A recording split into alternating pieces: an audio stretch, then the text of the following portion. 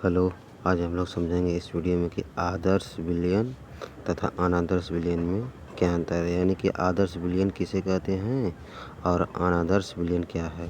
तो देखिए, इस परिभाषा में बोला क्या गया है आदर्श विलयन के बारे में कि वे विलयन जो राउल्ट के नियम का सभी संगठन पर पूर्णतः पालन करते हैं तथा जिनके मिश्रण पर कोई ऊष्मा परिवर्तन नहीं होता तथा आयतन में भी कोई परिवर्तन नहीं होता है, ऐसे विलयन क्या कहलाते हैं, आदर्श विलयन कहलाते हैं। उसी तरह से अनादर्श विलयन में क्या होता है कि वे विलयन जो राउल्ट के नियम का आंशिक या पूर्णतः पालन नहीं करती है तथा जिनके मिश्रण पर ऊष्मा तथा आयतन में परिवर्तन होता है, तो वो क्या कहलाते हैं, अनादर्श विलयन कहलाते हैं। अब राउल्ट का नियम होता क्या है, यहाँ पर देखा जाए तो क्या बोला गया है इस परिभाषा में। राउल्ट के नियम में किसी वाष्पशील द्रव के आदर्श विलयन में निश्चित ताप पर उस द्रव का वाष्प दाब विलयन में उसकी मोल अंश के सीधे समानुपाती होती है। यानी कि मोल अंश को किससे दिखाया जाता है, जीटा से दिखाया जाता है।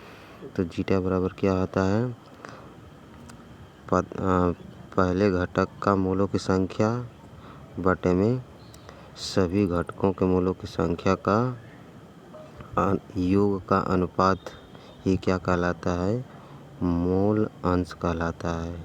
ठीक है, या दूसरे घटक के मोलों की संख्या बटे में टोटल उपस्थित विलयन में घटकों के मोलों की संख्या का योग का अनुपात ही क्या कहलाता है, मोल अंश कहलाता है। जैसे कि यहाँ पर क्या दिया गया है, जीटा क्या है, मोल अंश है।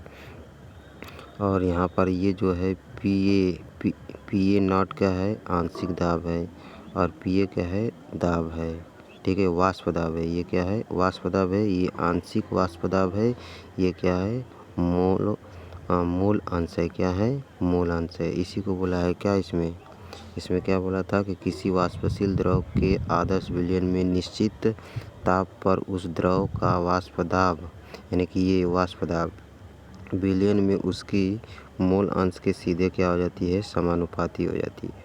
अब यहाँ पर दिखाया भी गया है, देखिए पी ए बराबर क्या होता है, विलयन में ए का वाष्प दाब हो गया, और पी ए नॉट क्या होता है, शुद्ध ए का वाष्प दाब, जिसको हम आंशिक दाब भी कहते हैं। ठीक है, और जीटा ए क्या है, विलयन में ए का मोल अंश है, यानी कि जो पदार्थ डाला गया है उसी पदार्थ का क्या है, मोल अंश है।